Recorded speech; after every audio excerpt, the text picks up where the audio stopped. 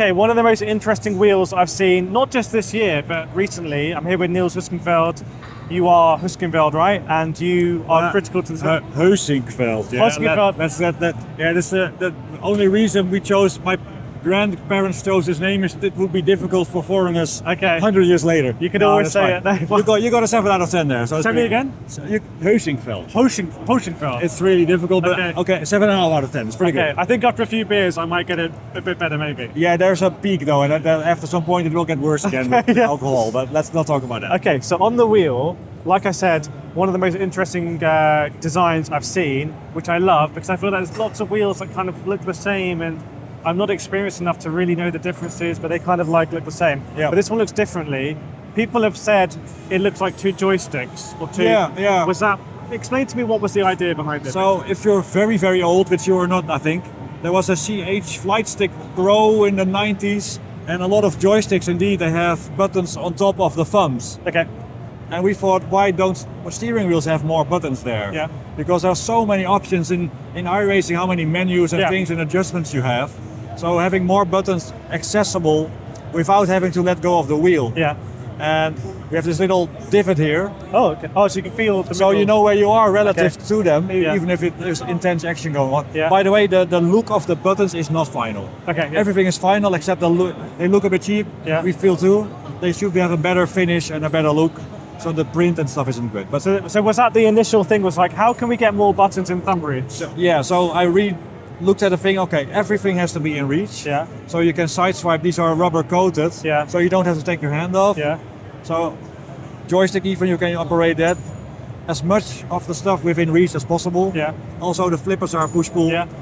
So you can add another functionality there. What was the inspiration there? Like rallying or other things? Or? Well, why not? So it's actually this is actually way more complicated than it looks because it doesn't have a single pivot. There's a dual pivot system. Yeah. So the force required to pull is firm, but push is light. So it's a separate pivot for it. Yeah. So your fingers aren't strong in extension. So it's not uncomfortable to use. Yeah. What I use it for is the function layer, doubling all the functions. So when you press it, then everything changes function. Yeah, okay. So you have all the settings you want. Yeah. It's more even more use for these buttons because they can change, right? And they have a long and short press as well. So you have four. Do you know how many combinations there are? Like too many to remember. 2,000. Yeah. Okay. Yeah. Cool. The brain is the weak link at the moment. Okay. So yeah, that, and also the grip is very different. Yeah. We wanted to sculpt it a bit more, and it depends a bit on how people want to hold it. But I tend to fumble a bit with a lot of standard wheels. Where should my fingers go? What's comfortable? And not for everybody, but for the sort of the small, medium hands, there are ways to hold this. Where for me, it's very clear that 3 fingers go below. Okay. My index finger is here on top, and my thumb rests here. Okay. There's a lot of surface area. Yeah. And a lot of grip to be holding. A lot of grip, yeah. And some people have the index finger on top as well. Okay. That's also possible. Can we talk about that in detail then? Because we've got the thumbs. We kind of know. We can see the nice chamfering. Yeah. We've got this ridge here. Yeah. So, and we got shifters like. Do some people go like that, or is that too low? Whatever you find comfortable, but this is sort of my idea. Yeah. And guys with bigger hands sometimes do this. Oh, really? Yeah, but that's feels awkward to me. Yeah. But that's the natural way for others. So we have to make those are the two sort of main ways. If anyone in the comments got big hands, put a big hand emoji in, so we know. But yeah. So yeah, this was a ridge that we don't have another wheel here, but sometimes when your fingers go over the top on a normal wheel, they go like this again. They go like so that. So to bump it up. That's uncomfortable. Yeah. So here it just lays on a ridge. Yeah. And with a lot of surface area, I find that I'm ramping up the force feedback because I don't have to grip it so tight. So when you say you kind of, I think you use word like fumbling, in other wheels sometimes, are you kind of moving a little bit, or are you just not unsure the first time? Well, I just cannot find it comfortable, and this doesn't go for all wheels, but do I do two fingers below the spoke or 3, and where do I... I think the thing, when I see people coming off and speaking with people and myself as well, it feels like when you're going through a corner, I know with any GT3 wheel you're meant to be fully gripped in, but it feels here it can be like a slightly different grip. Yeah. I don't know if that's like a pistol grip or something, but it kind of feels like you're really using muscles in your hand that can be very accurate in a slightly different way from a GT3. Yeah, it is. Yeah, it's also this angle is a little outward like that. Because that would give quite a different feel to it. If it wasn't coming out, it would give a very different feel. I think. Yeah. Again, this feels like more kind of using the muscles that I want to use. And I've recently watched on Knight Rider, the 80s 80s sitcom, and it also has a wheel like this. So I thought this could be a bit Knight Rider, right? It can do it, yeah. No, that's of course a joke, but it's and what was, a lot of people I think we may have thought before we read about it that this was going to be a screen. Yeah. Obviously, big difference on price. I like this. It feels kind of old school. It feels kind of simple. It feels kind of like a bit of a two fingers to like the screens that have a million different things and it's showing you what's important. But that's what I think. What do you think about it? Well, at first there weren't even going to be LEDs on it. Yeah. We added them very late in the game because it's wireless. And of course you don't want the battery life to be a big issue. Yeah. Because I dislike wired wheels and I dislike wireless wheels, which is a problem. Yeah. Because wires always eventually can get entangled and break.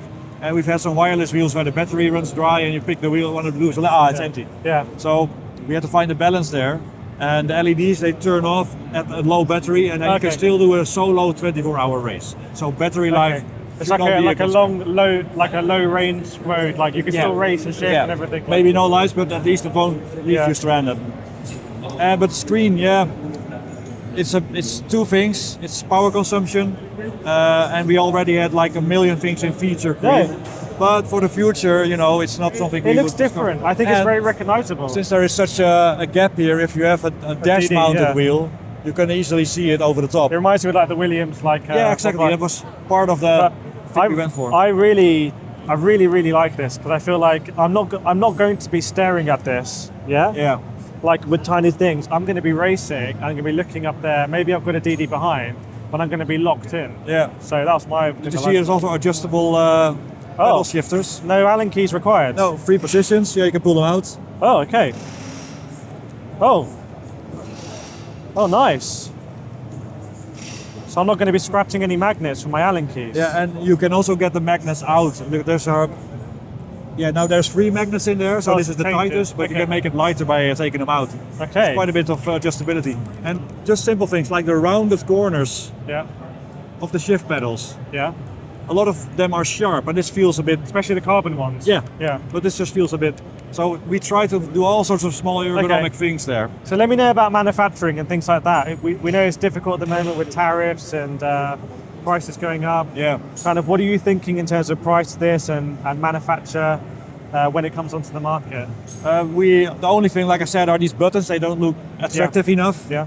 We should have them in this year, so we do want before Christmas run them out. And for Europeans, it will be $599 including VAT. Okay. And otherwise, it's $499 excluding. But then it really depends on whoever runs your country, what he decides to do on import and that sort of stuff. Okay. So $599. So we're well below those €1,000 wheels with like the. Yeah. But we still have 2 funky switches. We've got these ones here that you can bump up. It's 1 kilo. Yeah. Which is on the lighter side of a lot of wheels are 1.5 plus. Yeah. And the strange thing is, you think, okay, what does it matter? But the force feedback detail coming through a lighter wheel. Yeah. That's why we have this equation on our shirts. It's massive. It's taking me back to school. So give me bad memories of algebra. A steering wheel can accelerate faster with the same torque if it has less inertia. Okay. And it's more responsive. You can always turn it down in your wheel settings, but you do feel more detail. Weight is less inertia, so it's just more. Yeah, it's more reactive. So it's faster. Yeah, it gives you the detail that the motor wants you to give. So I have to ask you the question, because this is what we said in our first video, which is, if this is a unorthodox looking wheel. Some could say it's controversial, maybe. Almost deliberate. Okay, provocative. Yeah. If, let's say, and it may not be the case, it may not be the claim, but let's say it's kind of faster or more effective or efficient, what do you think about the people that might say, this doesn't look like a real car racing wheel, we're doing sim racing, so this is almost like blasphemous, it's almost like blasphemy. Yeah. Of course they are entitled to their opinion, but it was exactly my goal to not be the 250th decent GT3 rim, because there are so many out here. And we were going to give out the award for the 250th best GT3 wheel. So rather than joining the party that's already going, we wanted to do something different and literally... Okay, but I get that, but what do you say to those people who are like, should sim racing be trying to be as realistic as possible in the looks as well? Yeah, of course, if that's your thing, then you get those products. To me, I'm having a hobby here, and I want to have my controls in reach, and they have to be comfortable. So And we were saying if it's Yeah. if it's good for performance, if it's better for performance, Then yeah. So I've been really cocky, and this shouldn't be taken as, oh, this guy is on his high horse, Yeah. and it's not going to happen. Yeah. But when you start, you're optimistic and you're overconfident.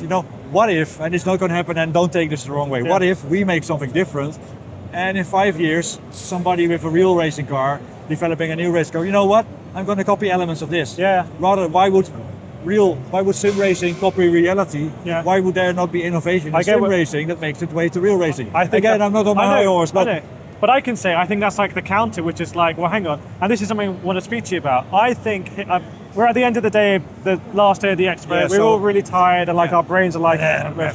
But I think something I've taken away is that I feel like sim racing is not the correct word to define our hobby anymore. Okay? Alright.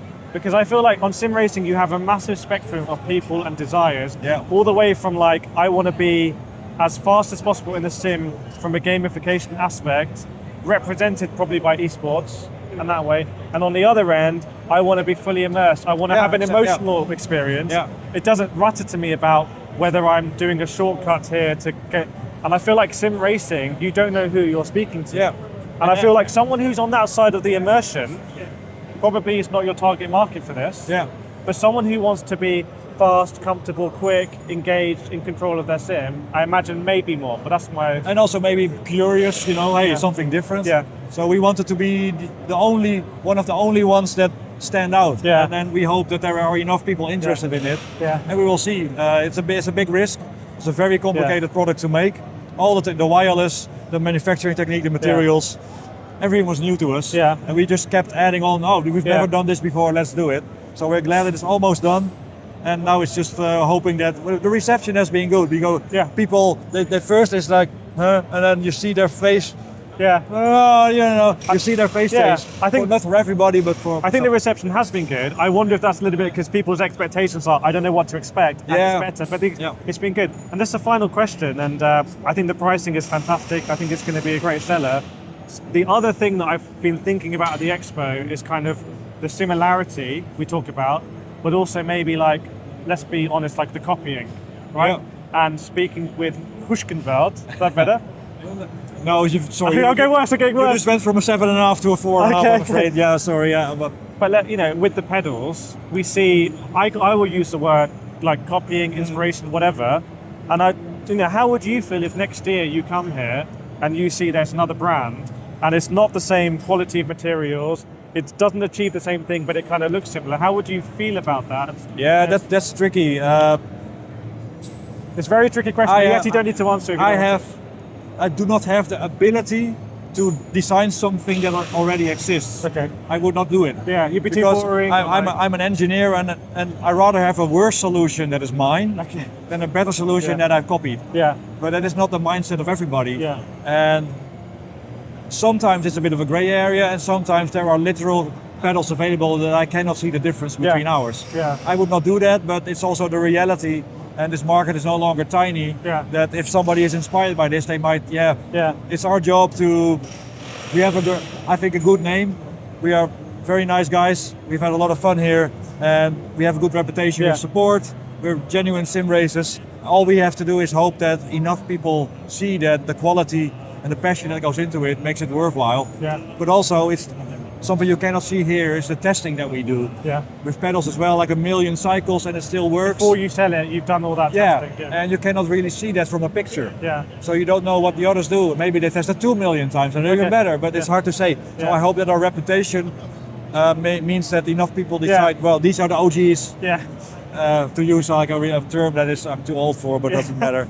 And it's the third day of the I feel expo. like that's important because with the sprints and the ultimates and now doing this and definitely leading the way, like you said, and being innovative, but that's very important for the brand in a world where I think branding may become even more important than sim racing. And it also, it forces us to be a bit quicker with development.